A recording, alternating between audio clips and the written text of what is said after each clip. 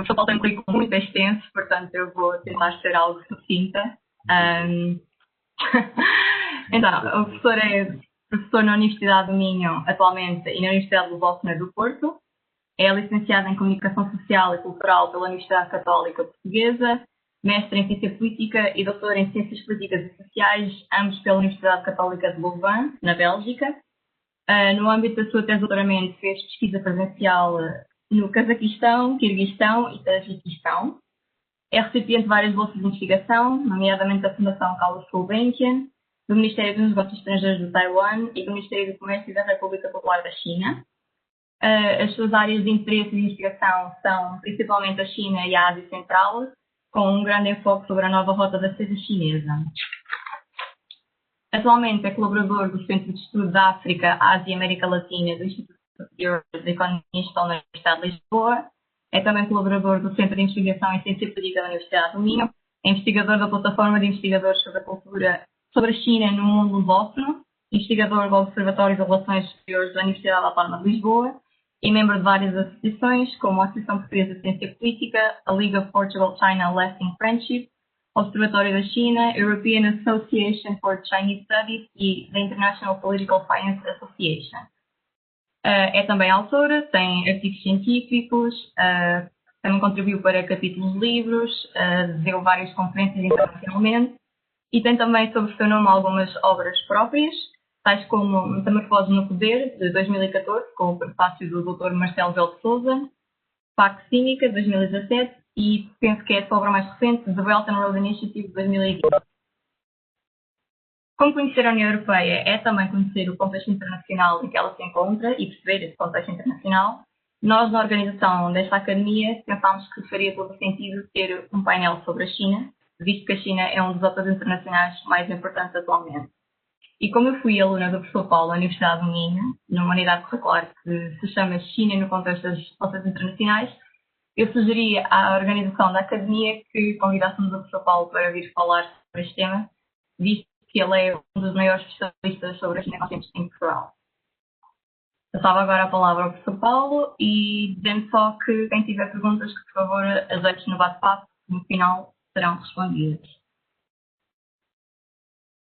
Muito obrigado à academia, muito obrigado à Adriana, uma excelente aluna que eu tive, e me sinto muito honrado de ter recebido o vosso convite e, de facto, como dizia a Adriana, a China nas relações internacionais é de uma extrema atualidade e, portanto, vai continuar a ser certamente, até porque, como sabemos, é o país mais populoso do mundo e de modo que tudo o que se passa, direto ou indiretamente, na China tem impacto no contexto, sobretudo, de globalização hoje em dia, nos países, por mais remotos que eles sejam. Aliás, nós estamos a presenciar pela negativa o Covid-19, não é? Mais um vírus chinês, usando as palavras de Donald Trump, embora, enfim, não simpatize muito com o que ele tem feito, mas a verdade é que é mais um vírus chinês, porque se nós nos recordarmos do que aconteceu em 1918 com a chamada gripe espanhola, que de espanhola só tinha o nome, a verdade é que hoje estamos perante mais uma situação que tem um soft power a ela associado também, que é a de gestão da pandemia, a diplomacia das máscaras, portanto, tudo isso é reflexo deste novo mundo made in China. E é justamente aí, não sei se me conseguem ouvir bem, estou aqui, já verifiquei que tenho PowerPoint. Se eu não conseguir mudar, depois vou pedindo aqui a alguém ou a Adriana, mas à partida consigo, sim. Portanto, na minha apresentação de hoje, queria familiarizar a plateia com um conceito que não é novo. É um conceito cuja, digamos, paternidade, entre aspas, se quisermos assim, é normalmente atribuída a Joseph Nye, ele que se diz ser o pai do soft power. Mas o soft power é hoje um instrumento complementar de política doméstica e política externa, sobretudo num contexto em que vemos daquela paz kantiana, não é? Daquele modelo kantiano de Kant que as democracias não fazem a guerra e, portanto, é menos tolerável hoje o recurso à guerra que outrora. Não é totalmente verdade, porque as democracias têm, infelizmente, feito a guerra e, por vezes, de forma tão ou mais intensa que as não-democracias. Mas não deixa de ser interessante que o soft power complementa o poder global de um Estado. Não só ao nível de, seja ele potência nuclear ou não, potência com ogivas, enfim, nucleares, mas ele é um instrumento, dizia eu, de política externa do Estado, no sentido em que nós, e esta é a principal definição de soft power. O soft power é a capacidade de nós levarmos alguém a fazer algo pela força pela persuasão, pela influência, que não são a mesma, não têm o mesmo significado, levar alguém a adotar determinado estilo de vida, não é? Sem ser coagido pela força das armas. Portanto, vou-vos dar um exemplo muito simples. Nós podemos, não são só os Estados que têm soft power, são também as pessoas. Por exemplo, Cristiano Ronaldo ou Messi, não é? O soft power, ninguém nos pediu para gostar nem de um nem do outro. Nós nós identificamos com alguém ou com algo. Ninguém nos obriga. O que é interessante no soft power é que ninguém nos obriga a nada. Nós gostamos ou não de determinado modelo. Há características, ou de cantor ou cantora, enfim, determinado modelo de vida, de democracia, de liberdade, determinado estilo de vida, não é? Portanto, e o que também é interessante no soft power é que, ao contrário do hard power, que é o poder sobretudo das sanções económicas, da imposição das armas, do capital poder, enfim, comprar determinados aspectos, como seja aquele por exemplo, o que se tem feito, que é de fornecer aos países, sobretudo mais pobres, incentivos económicos para deixar de reconhecer a República da China ou Taiwan, ou Formosa, nome dado pelos portugueses, Formosa. Portanto, o capital, as sanções económicas e a força das armas são métodos de soft power, são meios de exercício do hard power.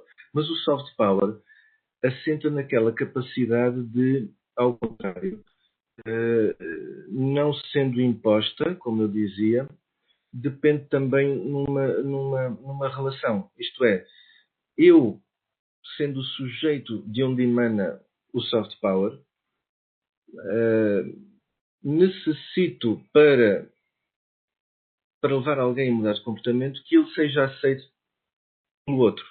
Ou seja, o outro é tão ou mais importante nesta relação entre o sujeito e o objeto. O objeto é tão ou mais importante na medida em que, se ele entender, não se identifica, não tem a empatia pelo sujeito de onde eventualmente emana o soft power. Não é? Quantas vezes nós ouvimos dizer então gosta de Messi ou de Cristiano Ronaldo? E as pessoas, por muito que ambos joguem um futebol muito mais acima que a média, não se identificam todos com Cristiano ou com Messi. Portanto, ali o objeto é alguém que está longe de ser um sujeito passivo. Ele próprio é dinâmico. Ele faz as suas escolhas. Isto é muito interessante. Portanto, este senhor professor, eu só lhe queria pedir, eu peço desculpa estar a interromper, pode-me ir, eu é que estou-lhe a passar o PowerPoint, quando quiser que eu mude os slides, vá-me dizendo, está bem? Sim, com toda a certeza. Obrigado, eu. Este senhor, de facto, é Joseph Nye, que veio, de facto, colocar a ênfase na cultura, nas ideias, tudo isso como sendo elementos muito interessantes de soft power. Agora sim pode mudar, por favor.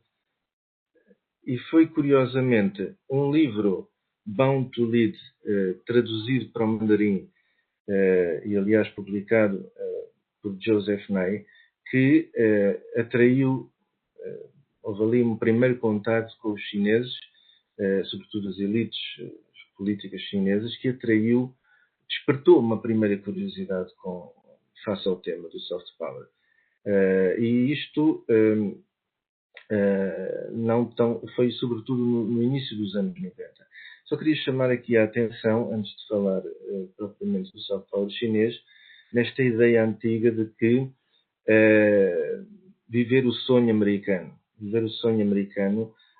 viver aquela ideia da paz, da democracia, da liberdade, embora hoje nós questionemos se isso é assim tão verdadeiro, não é? Quando nós vemos uma democracia que tem um sistema de saúde onde as pessoas têm que ter um seguro, ou que têm que se endividar para ir para a universidade, ou, enfim, por muitas outras questões, nós verificamos que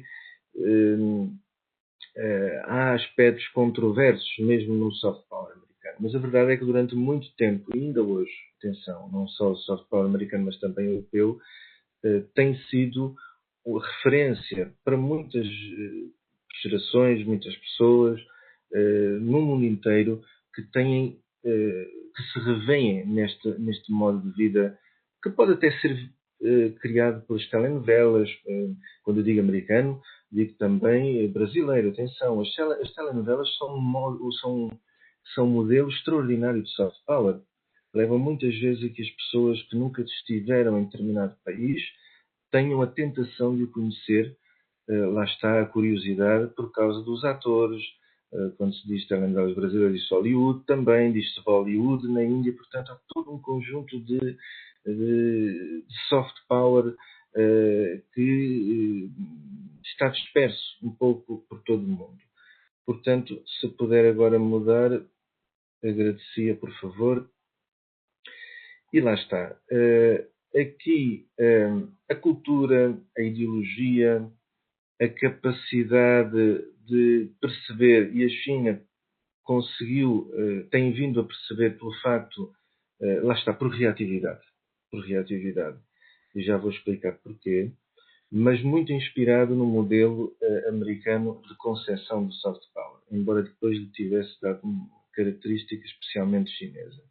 A ideia de que existe menor resistência por parte das sociedades, das pessoas, dos indivíduos, em aceitar algo, inclusive o investimento chinês.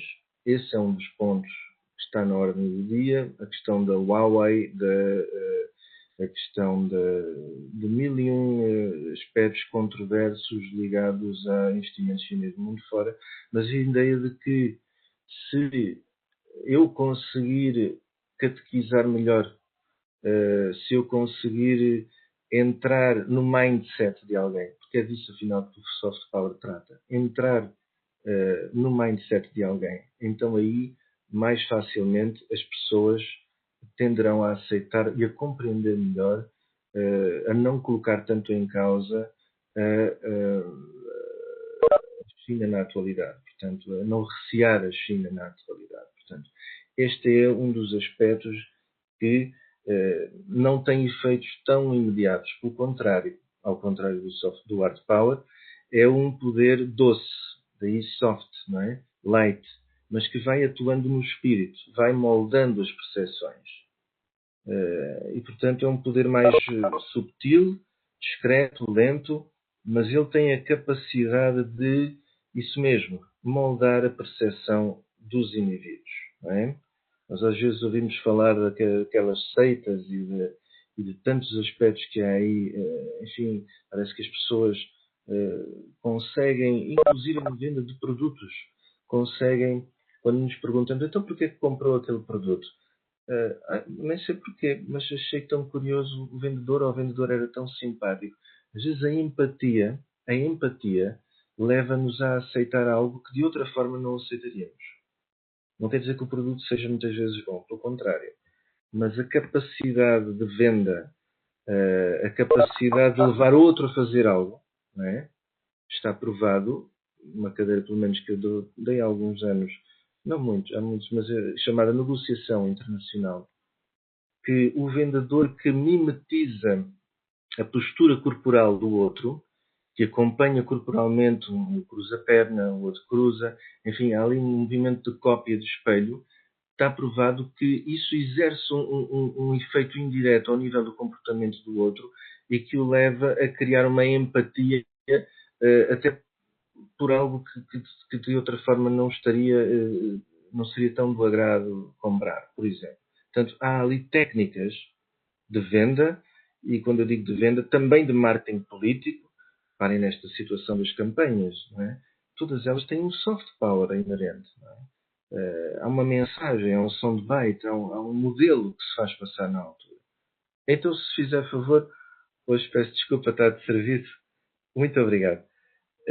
Aqui, a ideia de que no momento em que muito do mundo, muitas pessoas, não vou traduzir à letra, permanece cético face àquilo que leva a China a crescer ou porque que cresce a China, a ideia de que o desenvolvimento do soft power é um componente essencial para a China criar uma atmosfera, um ambiente benigno para que, de facto, o seu crescimento económico possa continuar a processar-se. Portanto, esta é uma ideia que foi inspirada no tal modelo ocidental Joseph Nye do soft power e que os chineses acharam, não, isto é interessante, mas vamos repercuti-lo à maneira chinesa. E já vamos perceber como. Obrigado. Esqueci-me só do seu nome. Não me lembra? O nome. Esqueci-me do nome. Susana. Muito obrigado. Então o soft power na China passou por três grandes etapas. Um primeiro momento, em 92 a 2003, em que o conceito é introduzido, e como dizia eu há bocadinho, foi sobretudo o livro de Joseph Nye, Bound to Lead, traduzido depois para o mandarim, em 92, que fez com que o conceito fosse, enfim, chegasse aos ouvidos dos responsáveis políticos chineses, nem era a população, era aos responsáveis, aquela nata política e que de facto, e académica, e que se começasse a produzir já um ou outro artigo ali incipientes. Portanto, houve um primeiro contacto e portanto, é natural que esses artigos também não fossem tão extensos. O conceito foi introduzido. Depois, passando para uma segunda etapa, Susana, o que é que acontece a seguir? É já não uma etapa essencialmente teórica, mas também empírica. E abrange ali os anos de 2004 a 2006. Portanto, uma etapa mais curta que coincide, reparem, com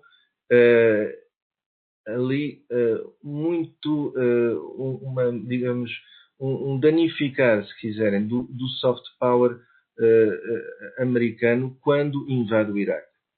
E, portanto, os chineses percebem, não, há ali qualquer coisa que não bate certo. Uma democracia a fazer a guerra, ainda por cima a levar outras democracias a entrar no mesmo barco, e, portanto, houve ali uma moça, digamos assim, no soft power americano.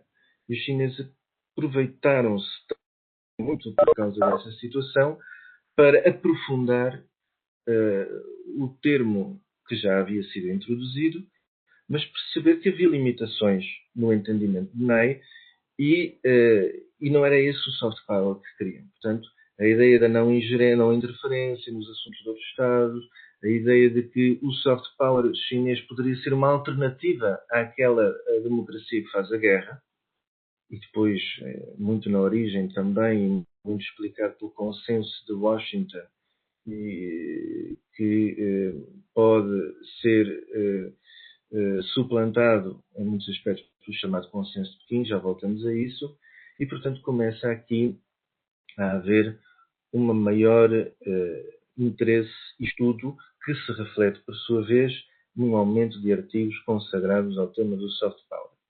E depois, Susana, estamos numa terceira fase, ainda não está acabada, está em progresso, que é aquela do desenvolvimento do soft power de características chinesas. Aqui sim, temos alguns momentos marcantes em que o antecessor deste líder atual, chamado Xi Jinping, o antecessor foi Hu Jintao.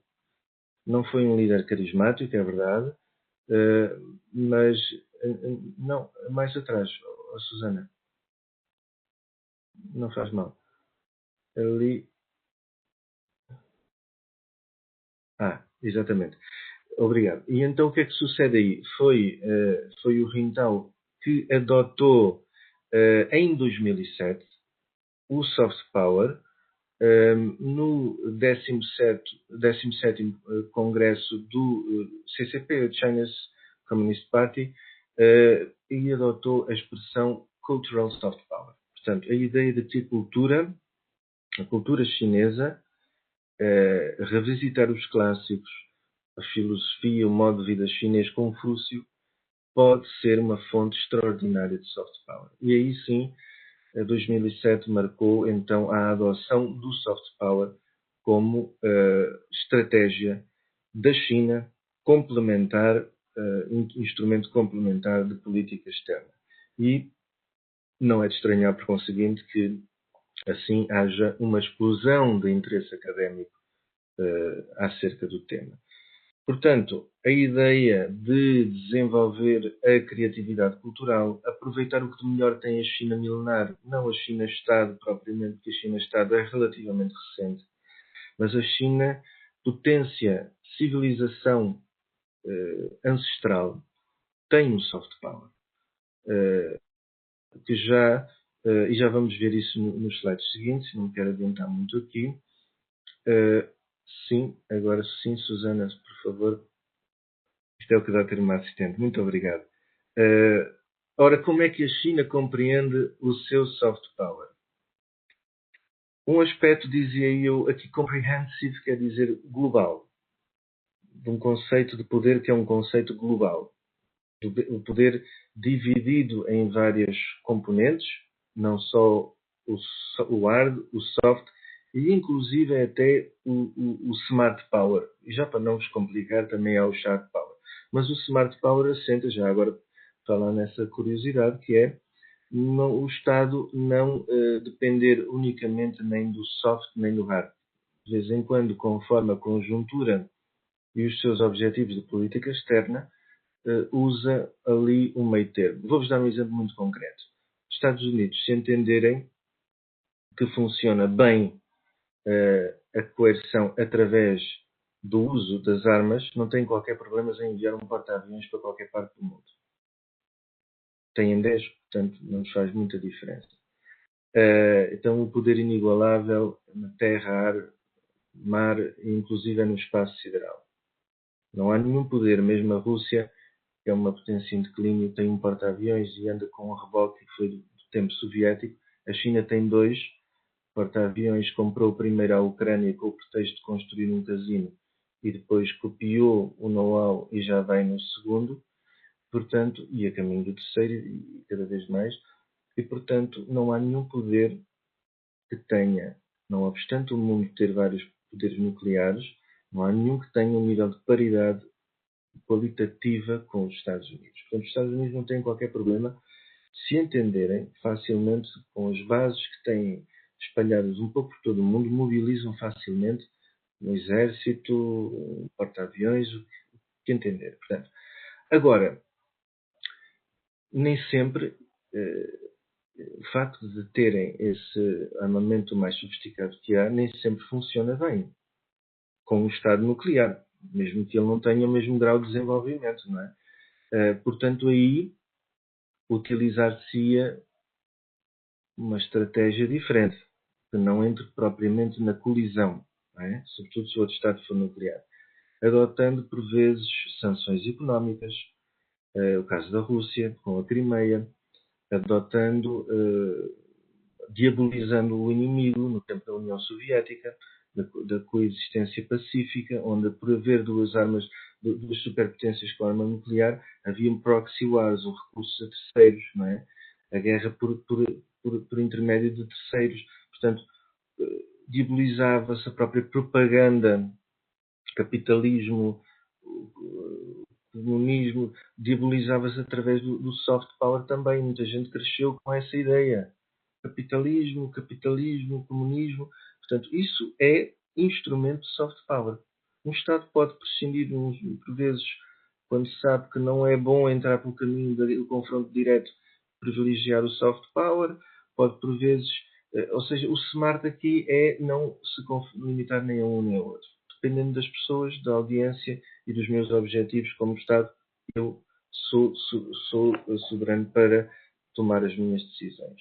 Portanto, esta ideia do soft power como inseparável do crescimento chinês, note-se que ali a China, de uma forma muito smart, diria eu, que substituiu a expressão peaceful rise, não é?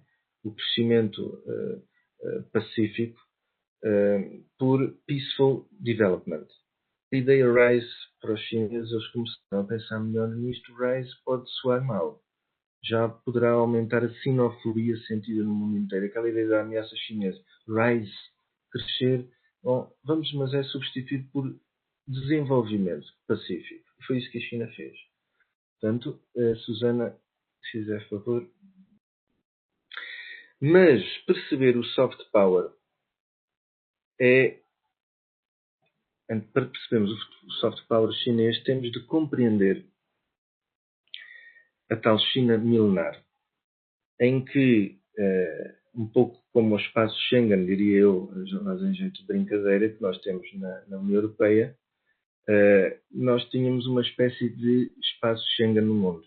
Não havia aquela ideia de ordem, ou seja, não é ordem, havia a ordem, mas não havia aquela ideia de fronteiras, não é? Todos os caminhos iam dar à China. Como depois, do ponto de vista histórico, todos os caminhos levariam a Roma, não é? E o mundo estava dividido em círculos concêntricos, com aquela noção da fronteira, dos batimentos de fronteiras, não fazia sentido. Tudo ia dar à China. A ideia de que havia um imperador chinês designado pelo céu, com um mandato divino, e ele, digamos que, governava o mundo de forma pacífica. Embora alguns autores digam que não era assim, de forma tão pacífica como se possa pensar. Mas, com esta ideia da divisão de bárbaros, pagavam o tributo ao imperador chinês, como depois também, mais à frente, do ponto de vista histórico, pagariam a Roma. Mas esta ideia é muito interessante perceber que, pouco também pegando no que diz Trump, Make America Great Again, os Estados Unidos são uma potência recente. Agora, isto que se vive hoje em dia, a Belt and Road Initiative, é uma espécie de Making China Great Again, porque a China já foi grande. Por isso é que me custa muito utilizar aquela expressão emergência da China, como se fosse um brinco qualquer. Não. Estamos a falar de reemergência chinesa. Da China como potência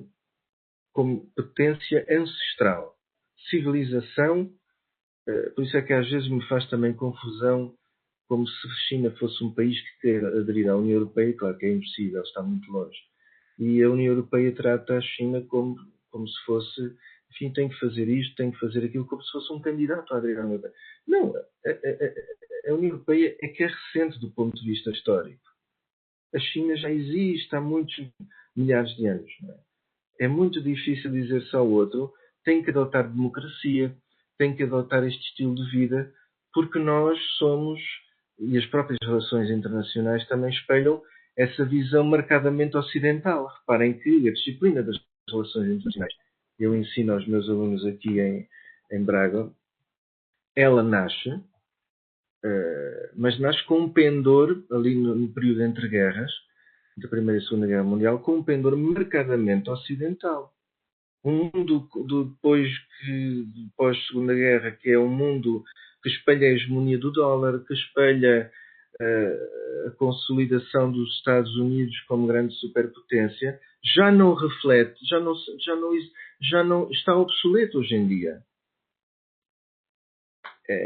Isto é muito interessante perceber que não se pode dar ordens a potências são antigas, mais antigas que os Estados Unidos, muito mais antigas que os Estados Unidos que a União Europeia. Portanto, é muito complicado nós queremos implementar a democracia à ocidental em qualquer lado do mundo. Não é? Aliás, um dos grandes erros dos americanos foi terem acabado com Saddam Hussein, embora ele fosse um ditador. Não é?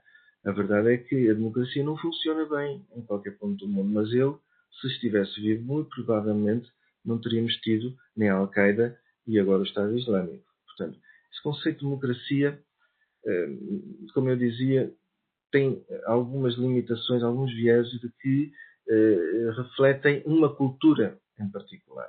Depois, Susana, obrigado. E, portanto, aqui podem ver a grande periferia mundial no tempo da China milenar, em que o imperador no centro, reparem, o imperador chinês no centro, e o mundo dividido em tais círculos concêntricos que, conforme a distância, não é? Depois tínhamos os bárbaros, mas sempre numa relação hierárquica. Todos prestavam vassalagem, não é? à China antiga. Isto não desapareceu totalmente hoje em dia. Mudam-se os tempos, mas não se mudou propriamente aqui a essência. Já não se paga taxas nem tributos à China, não. Mas está-se a criar uma ordem de quase que roça ali a vassalagem, que é a China compra tudo e, embora nós não paguemos tributo à China, ficamos altamente endividados à China. Não é? Isto está a acontecer já em países pobres do Índico, litorais do Índico, em que contraem créditos, e créditos, coisa que, enfim, não é específica dos países pobres. Não é? Atenção que os americanos viveram ali a crise de 2008, veio muito por causa da subprime, da especulação financeira, mas também do sobreendividamento, não necessariamente à China, mas ali esta ideia dos créditos está-se a criar uma ordem que depois traz uma influência, string attached, não é? E esta pode ser perigoso nesse sentido. Desaparece o tributo físico, mas cria-se ali naturalmente, quando se empresta dinheiro, a pessoa que nos dá, ou seja, que nos empresta esse dinheiro, exerce sobre nós, não digo necessariamente um hard power, mas um soft power. Isso é perigoso a longo prazo. Isso é muito perigoso. Portanto, a história pode repetir-se, embora com contornos diferentes. A tal ideia de relação hierárquica. Agora sim, Susana. Por exemplo, eu estou a exercer aqui um controle sobre a Susana. A Susana, se quiser beber um café, não pode. Mas estão a perceber? Isto há sempre aquela ideia de que pode ser perigoso o que se está a formar se nós não soubermos reagir a tempo. Reparem aqui, neste mapa com várias artérias.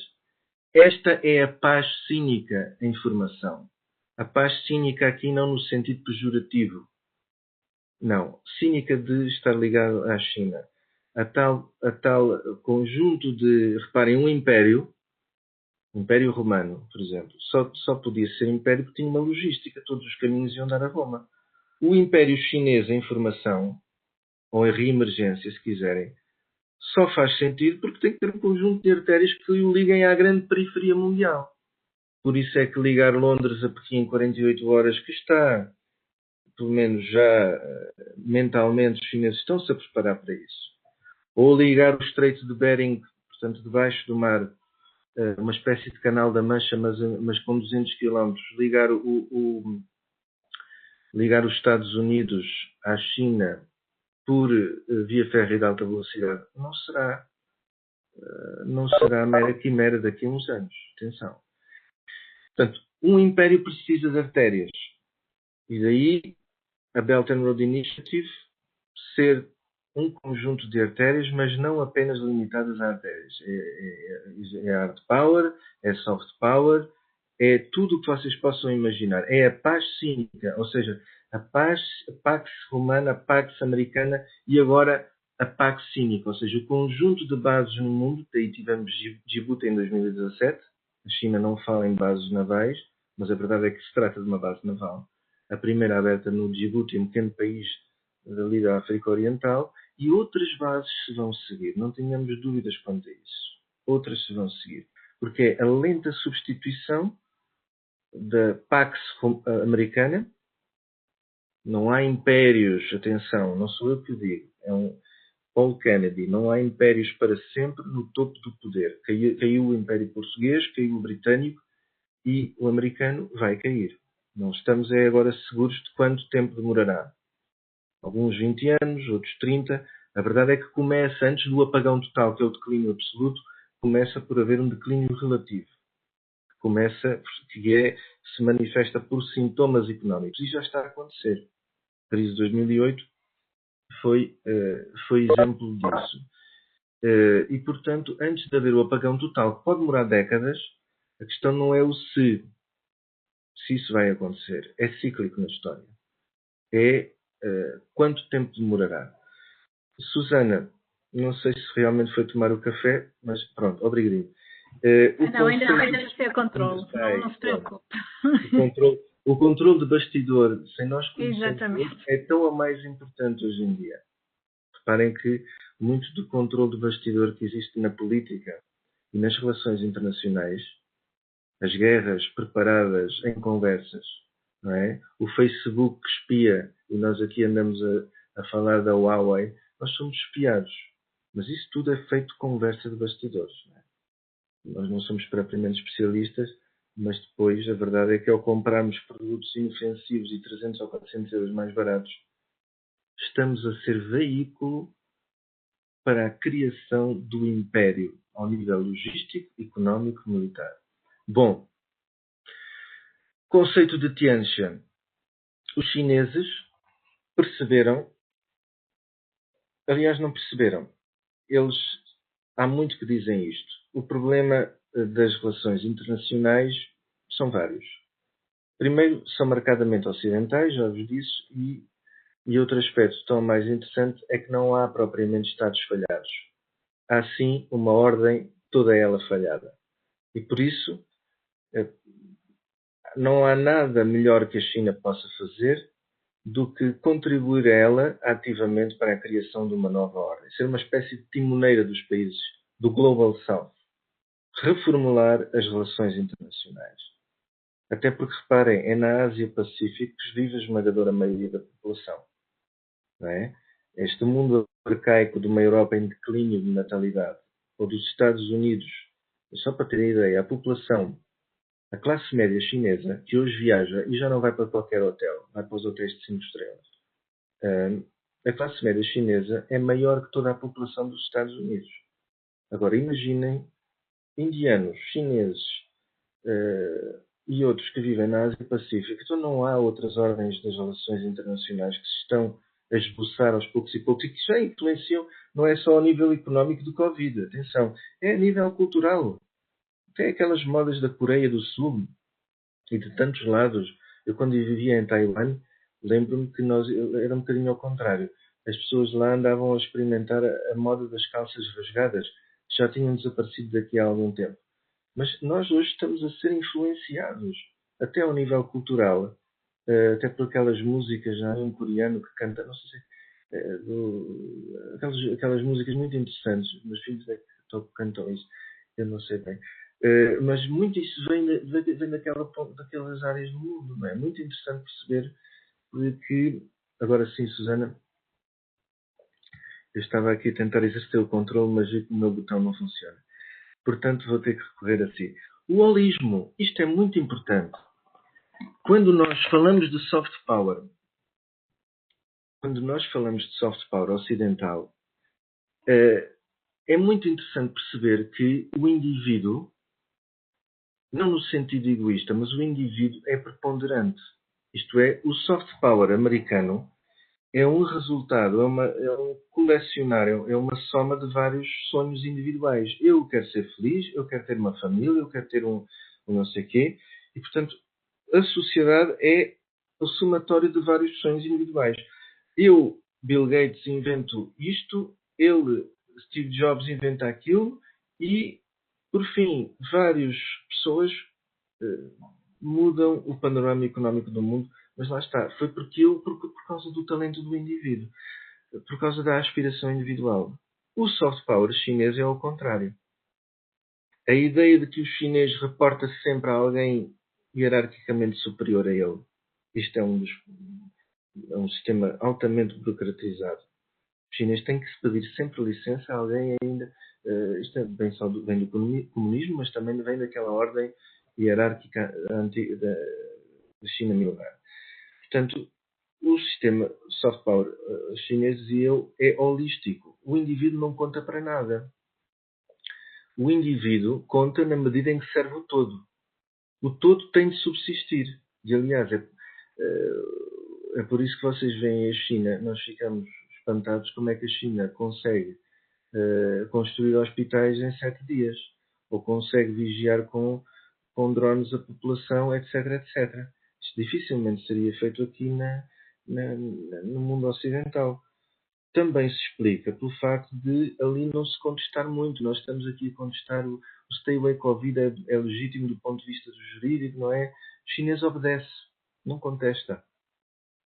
A figura do homem central que hoje concentra todo e mais algum poder em torno de si próprio, chairman of everything, à exceção de Mao Tse-tung, obviamente, ele é o grande pai em que se revela esta população.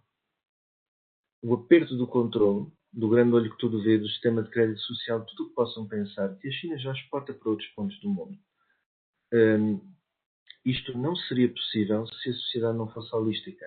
Isto é, a figura de um homem forte e o resto obedece. Vão ver? E, portanto,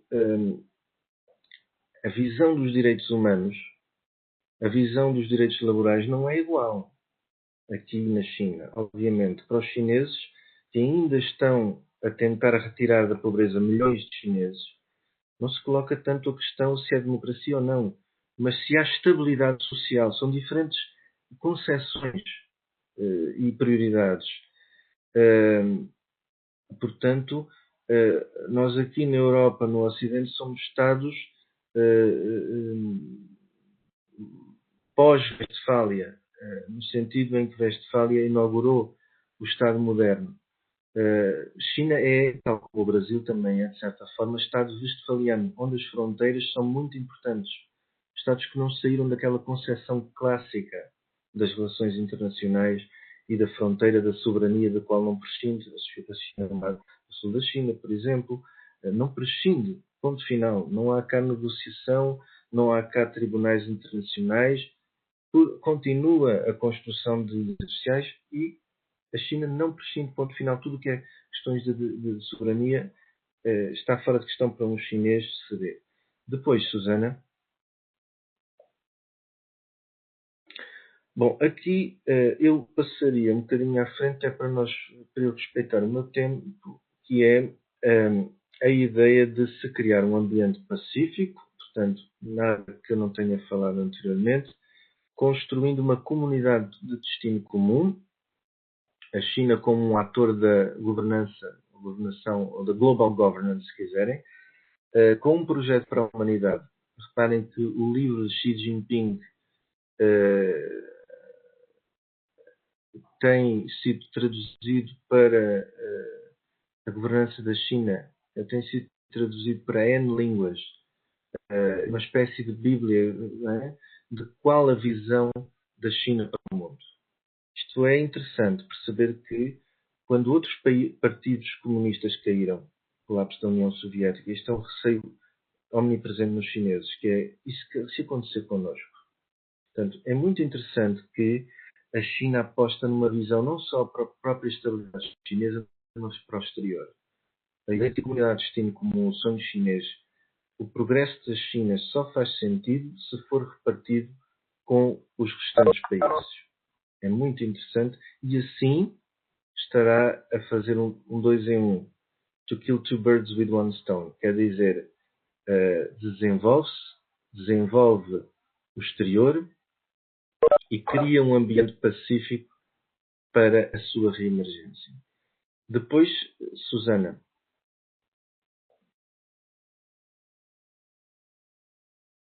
Será que a Susana... exatamente. E ora, reparem bem, embora a China sempre tenha sido um ator de trato bilateral, bilateralismo sempre foi e sempre será de atualidade na China. Bilateralismo é tratar nós com o outro diretamente.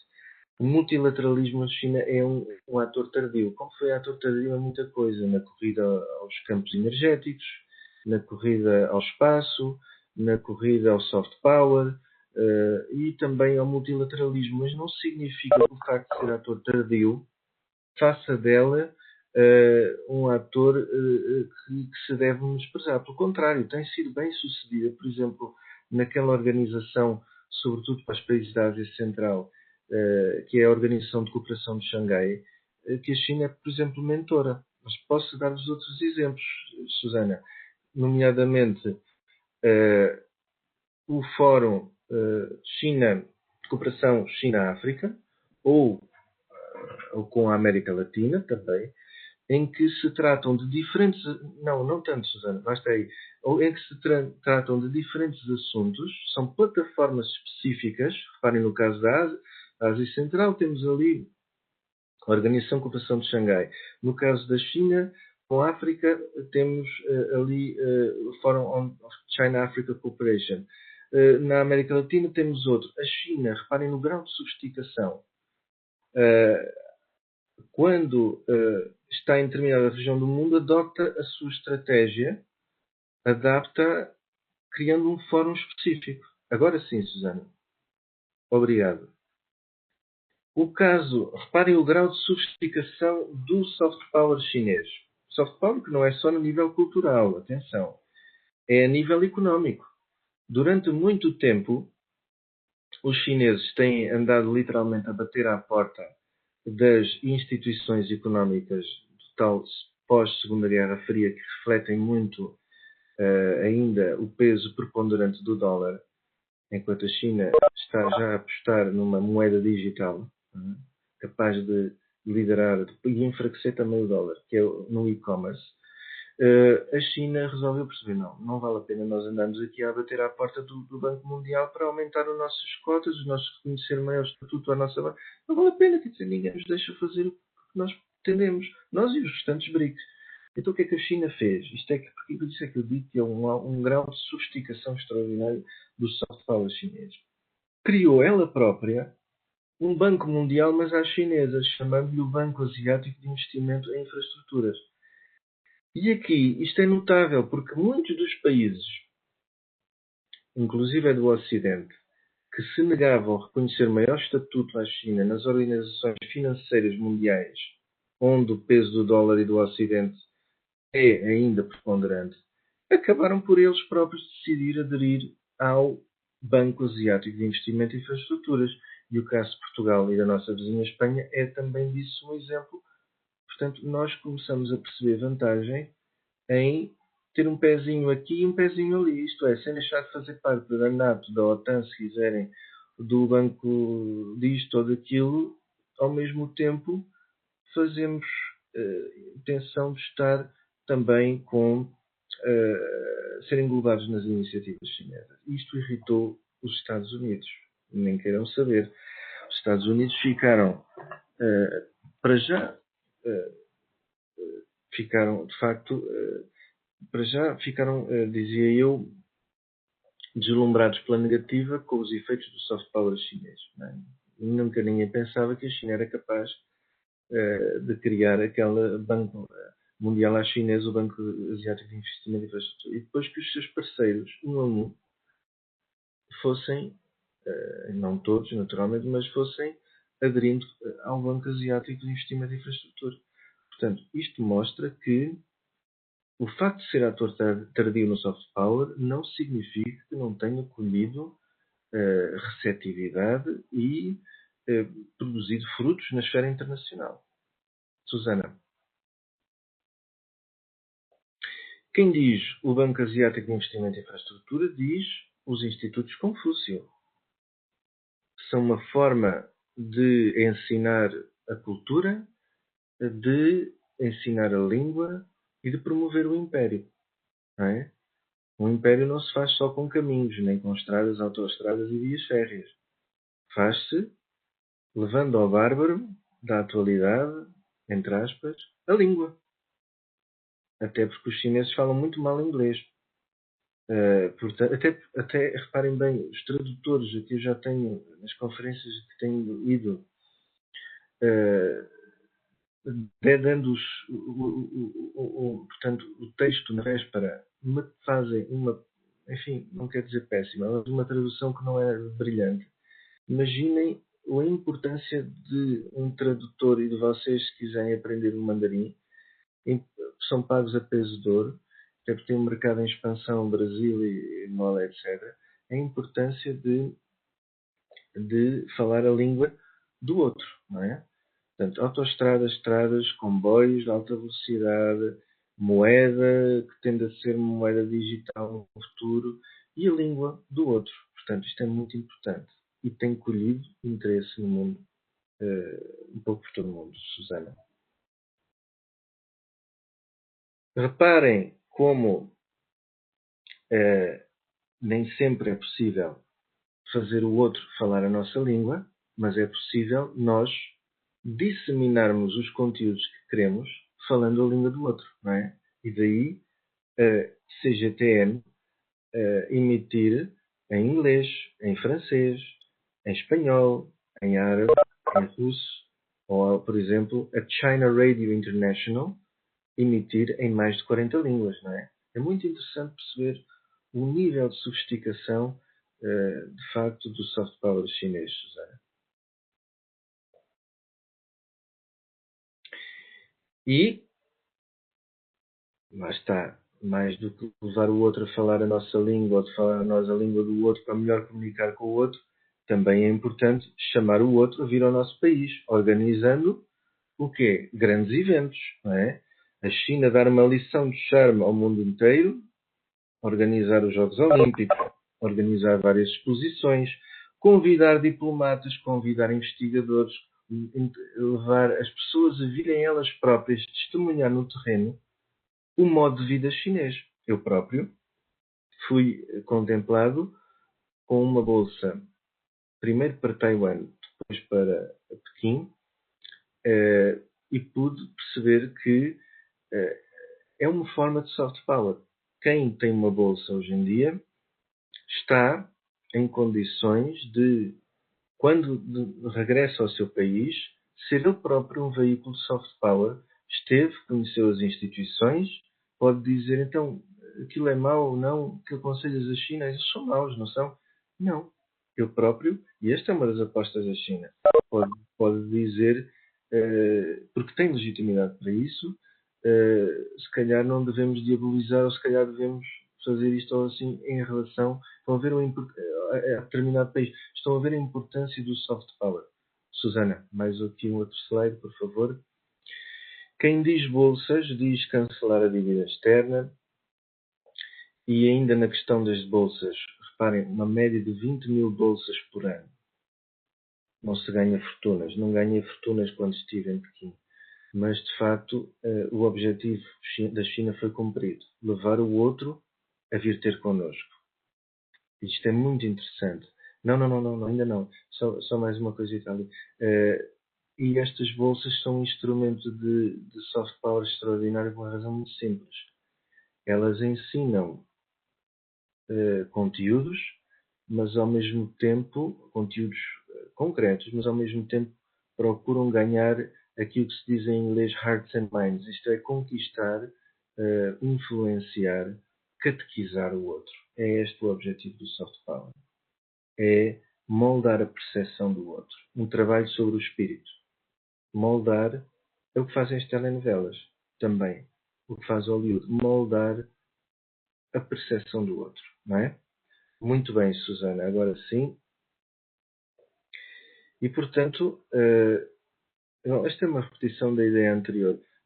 Podemos mudar já para o outro slide. Aqui o consenso de Pequim e o consenso de Washington. E reparem, eu pergunto... Oh, Susana, não quero ligar aí o seu micro, só para fazer uma pergunta. Susana? Sim, sim.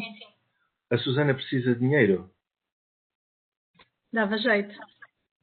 Pronto, então vou usá-la aqui como cobaia. Susana, quanto é que quer? Desculpe lá esta pergunta, mas eu sou um mãos largas, Susana, tenho muito perdão. Então são mãos largas, pronto, pode ser, sei lá, 20 milhões de euros.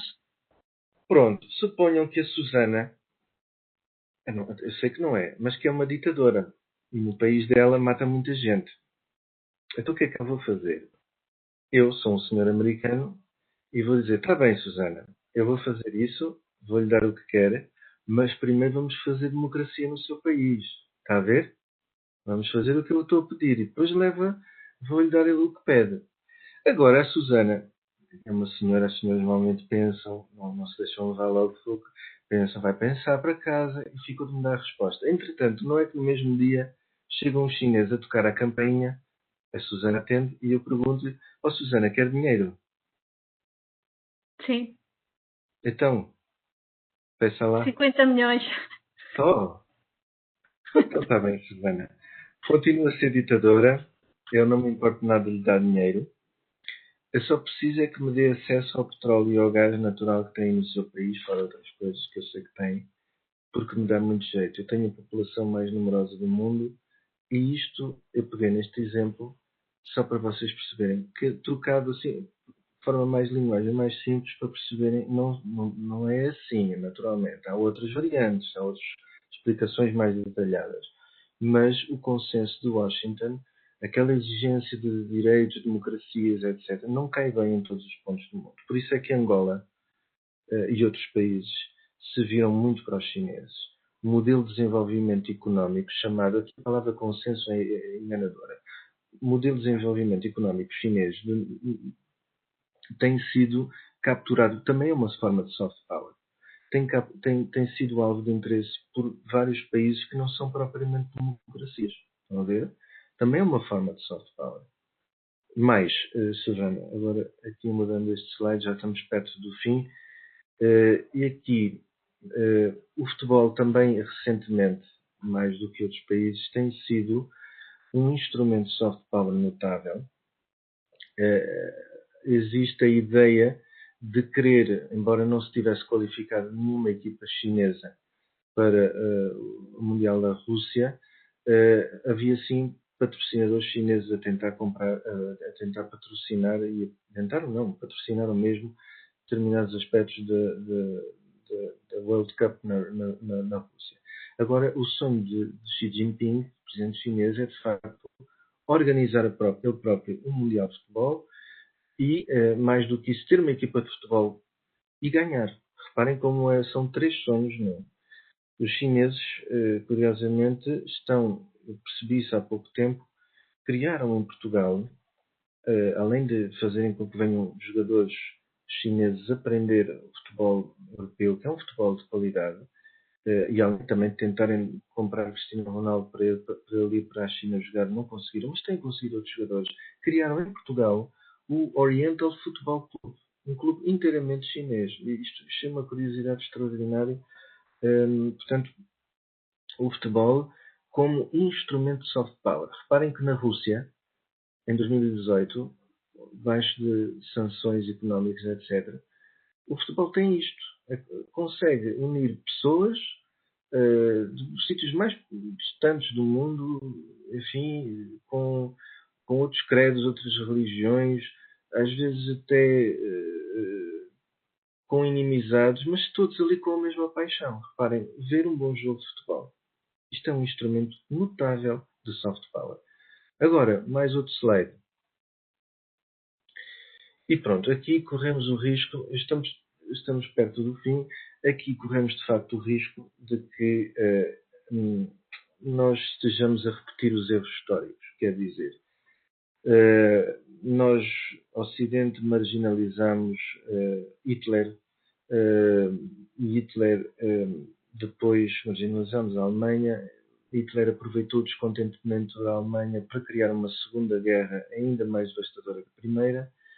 Nós estamos a aprender, não estamos a aprender, pelo contrário, estamos a marginalizar o Irão, marginalizamos a Coreia do Norte e, de certa forma, continuamos a marginalizar. Portanto, estes Estados marginalizados acabam por ter que se virar para algum lado. Se não nos dá o Ocidente, dá-lhes a China, dá-lhes a Rússia e outros países. Portanto, um erro que nós deveríamos aprender e que a China não tem cometido é o de não marginalizar ninguém. Podemos criticar o soft power chinês, podemos criticar a censura na China, podemos criticar a ausência de liberdades, tudo bem, é perfeitamente legítimo. Podemos criticar o que se passa nos campos de atrocidades no Xinjiang, é verdade. Embora também eu não tire sempre culpas ao mesmo. Não sou defensor da China, mas também não sou opositor da China. Como também não sou defensor dos Estados Unidos, mas também não sou opositor dos Estados Unidos. Todos os modelos, sejam eles democracia, ditaduras, ou o que quiserem chamar, com os eufemismos que lhes quiserem dar, têm pontos fracos. E a prova disso é que os Estados Unidos têm hoje um lobby poderosíssimo das armas que nenhum presidente americano conseguiu até hoje acabar com ele. Tem Guantánamo, tem jovens que levam uma arma para a universidade ou para a escola e matam os outros e depois matam-se eles. Portanto, há aspectos que não vale a pena nós estarmos a diabolizar os outros. Não é? O soft power americano também foi muito abaixo com Trump. Apesar de tudo, eu tive o caso aí de uma palestra que dei na Ásia Central, no Quirguistão, e uma americana me pediu desculpa. Estava a pedir desculpa. Então, mas porquê? Eu perguntei-lhe, porquê que me está a pedir desculpa? Não é porque vocês devem ter muito má ideia de nós americanos. Quer dizer, eles próprios estão envergonhados do que se está a passar nos Estados Unidos. Mas ainda assim são o espelho do americano médio, que não conhece muito bem a realidade. Há uns sim que conhecem, mas nem todos conhecem a realidade. Agora, tirando este parênteses, o que estamos a assistir não só hoje no mundo, marginalização, pode ser um erro histórico de determinados Estados, é a duplicação de instituições. Reparem que o Banco Asiático das Infraestruturas foi feito por reatividade porque não integramos a China. Não lhe demos maior estatuto naquelas nossas, não digo nossas do Ocidente, estruturas que já estão arcaicas. Não é? Mas isto corremos o risco de a China continuar a criar mais e mais instituições porque não se revê nas nossas. Portanto, e esse é um dos perigos de nós temos de ter um debate sério no Ocidente. Não é tanto se nos acomodamos à China ou se deixamos a China fazer o que é. Não é isso que está só em causa. É de não marginalizar ninguém. Não é? Mas eu acho que caminhamos para o fim, não é, Susana? Aqui, a seguir a esse, o que é que tem? Pronto, então vamos para aqui. Portanto, eu coloco-me à vossa disposição, porque já falei muito, e se tiverem perguntas, terei todo o gosto em responder na medida dos meus conhecimentos. Não vou inventar nada. Então, podem deixar as vossas perguntas no bate-papo. Também por aqui uma pergunta. Como achas que será a relação China-Estados Unidos após estas eleições americanas, seja com Biden ou Trump? Pois, isso foi, olha, há dias uma jornalista da Euronews me fez essa pergunta. Como é que acho que serão as relações de Estados Unidos? Vamos ver. Não serão tão diabolizadas, tão exacerbadas como têm sido. Não é? Aliás, com Trump nós conhecemos uma outra realidade. Portanto, a ideia de que bateu no fundo, mas mais fundo não irá. Portanto, pior não acredito. Não é? Agora, também não vão passar do 8 ao 80, quer dizer, não vão passar a amar a China. Não é isso que está em causa. Neste contexto internacional, em que não há amigos nem inimigos permanentes, há apenas interesses permanentes. Portanto, os Estados Unidos estão a perceber que isto não é só geopolítica. é também economia. O chinês não brinca. O chinês já lançou os 5G. Os Estados Unidos podem andar a iludir o parceiro, os transatlânticos e outros, que há ali intenções malignas de espionagem, embora o Facebook também não seja muito diferente. Mas a verdade é esta. Os chineses já têm os 5G. E o que é que os Estados Unidos têm a oferecer? Não têm nada. Portanto, cruzar os braços e ficar a dar conselhos aos outros e não ter uma proposta concreta, arriscam-se a que o mundo vai efetivamente comprar 5G. Uma razão muito simples. Não é toda a gente que é rica, não é toda a gente que se dá ao luxo de comprar o telemóvel que quer. Para o português e para o cidadão médio no mundo inteiro, não somos só países desenvolvidos, também há o terceiro mundo, infelizmente, que tem muitos milhões de pessoas ainda na pobreza. Para eles, dar menos de 200 ou 300 euros por um software faz toda a diferença. Se é espiado por este ou por aquele, eu não quero saber. Ao fim do dia, tem um aparelho que tem um zoom tão ou mais sofisticado. E é isso que contribui, de facto, para que ele se sinta bem. Também isso, não só isso.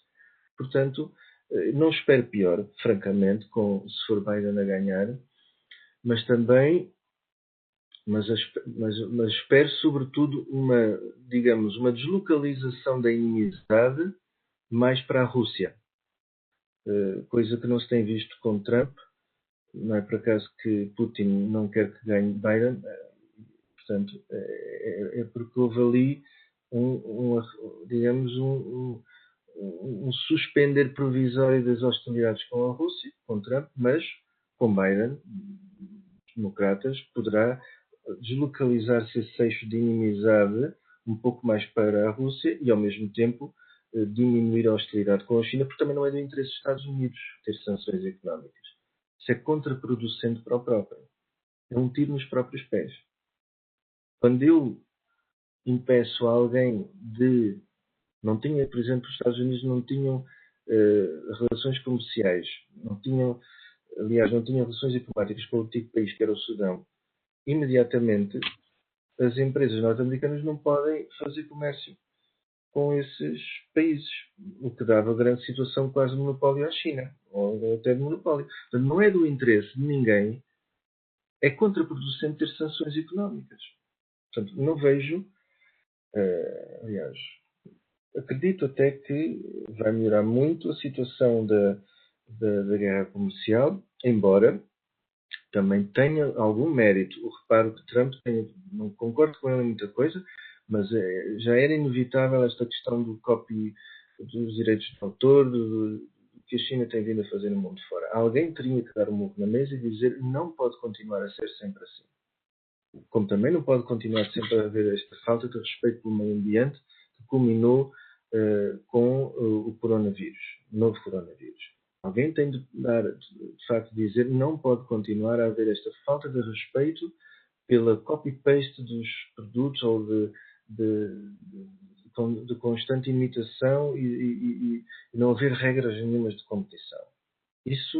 Mas isso não tem de necessariamente pautar-se por uma guerra que nos afeta a todos, não só a primeira e a segunda economia mundiais. Afeta-nos a todos no mundo. Somos interdependentes. Bom, eu não quero alongar aqui muito, senão pode haver mais questões. Não sei se há mais questões. Podem quiser ligar o microfone para perguntar diretamente, pode fazê-lo. Eu, entretanto, faria eu própria uma questão. Gostaria que o professor comentasse um pouco sobre o soft power chinês direcionado para Portugal, em específico. Para Portugal? Sim. Não é muito diferente dos outros, por uma razão muito simples que eu dizia há bocadito. Quer dizer, o soft power, ao contrário dos Estados Unidos, vem do indivíduo e há aquela relativa liberdade para o indivíduo fazer o que entende. O soft power vem do talento do indivíduo. No caso da China, o soft power, como vem das diretivas superiores do partido, os institutos Confúcio e as restantes embaixadas fazem o que vem do governo central. Portanto, quando eu digo não é muito diferente do soft power para determinados países, é isto, porque o soft power é centralizado, é o partido a fonte do soft power. Ou seja, o soft power para Portugal, ou quer dizer a estratégia da China para Portugal. São coisas diferentes. Portugal é importante para a China, sobretudo ali de Sines, e também para os americanos, porque os americanos são um dos principais exportadores de gás natural liquefeito e precisam de Porto de Sines para escoar o seu gás para a Europa. A Europa como mercado, não propriamente Portugal tem 10 milhões de pessoas. A China é a mesma coisa. Procura aquilo que Portugal tem melhor, que é a sua localização geoestratégica e, sobretudo, o caso dos Açores. Agora que os Estados Unidos têm vindo a retirar o seu contingente da base das Lajes, não é por acaso que a China já lá fez várias incursões, chamando-lhes escalas técnicas. Né? Os chineses estão claramente interessados nas bases das Lajes. E o nosso presidente Marcelo Rebelo de Sousa, em 2016, avisou os Estados Unidos que não há vazios na geopolítica e que, não lhe disse exatamente assim, mas que teria muita pena se de facto os Estados Unidos continuarem a retirar cada vez mais o seu contingente da base das Lajes, esse vazio iria inevitavelmente ser preenchido por alguém. Pronto. Aqui o que se coloca é só isto. Nós somos da OTAN, da NATO, somos da União Europeia, aderimos, no entanto, contra a vontade dos Estados Unidos ao Banco Asiático de Investimento e Infraestrutura. Estamos agora naquele dilema Huawei, mas não estamos muito longe, embora não no imediato, de daqui a alguns anos, não para já, porque ainda está muito a ideia da ameaça psicológica, não é? A China, na União Europeia, como um gigante que vem às compras, ainda está ali uma espécie de dilema, mas não estamos muito longe, porque não há impossíveis a longo prazo, de um dia a base das Lajes, ali a Ilha Terceira nos Açores, vir a repercutir o modelo do Djibouti, aquele pequeno país da África Oriental que já alberga desde alguns anos contingentes de vários países e fica estrategicamente localizado no Golfo de Aden, na zona de pirataria e de convergência depois do Mar Vermelho, do Suez e do Índico. Portanto, isso não é de excluir no cenário de longo prazo, não no curto nem no médio prazo. Mas quando o mundo começar a perceber que esta escolha que nos foi imposta pelo embaixador George Glass, ou nós ou eles, já não estamos no tempo do Bush filho, em que o mundo é o eixo do mal e nós estamos no bem ou estamos no mal. Não. Nós somos um país independente desde 1143, existimos há mais tempo que os Estados Unidos e, portanto, temos hoje várias possibilidades de escolher, não entre nós e eles, mas entre nós, eles e muito mais gente. Num contexto de maximização de ganhos. Portanto, faz parte da política externa de um Estado não estar dependente de ninguém. E se por um lado perdemos com os Estados Unidos, já fomos ameaçados de sanções, nomeadamente a Mota-Engil e outros, ganhamos por outro lado. Mas lá está. Isto depende muito do nosso hard ou soft power. Hard power não temos muito, mas fazemos parte da NATO. Agora, temos uma coisa muito interessante, que é, temos uma zona económica exclusiva das mais importantes do mundo, e provavelmente pode duplicar, cuja plataforma marítima pode duplicar, e somos interessantes para os chineses na descoberta de hidrocarbonetos neste vasto Atlântico e também como ponto para os países falantes do português, que não temos aproveitado, nem Macau nem nós. Sou muito crítico da nossa posição portuguesa, não temos aproveitado, a China tem sido mais ativa do que nós na busca dos países de língua portuguesa do que propriamente nós a fazermos força e ter com a China. Que é do nosso próprio interesse. Atenção. Não sei se tem mais alguma questão. Eu penso que não. Pelo menos aqui no bate-papo não está mais nenhuma. Então, sendo assim, dou para encerrar a sessão de hoje. Agradeço a todos a presença, ao professor por ter aceito o nosso convite e espero poder contar consigo para atividades futuras. Sempre precisar. Obrigado eu, foi uma honra imensa. Obrigado a todos vós, está bem? Obrigado, professor. Obrigado, professor. Boa continuação. Obrigado a todos os participantes também. Obrigado. Adriana, Dana, todos. Até logo. Até logo. Obrigado.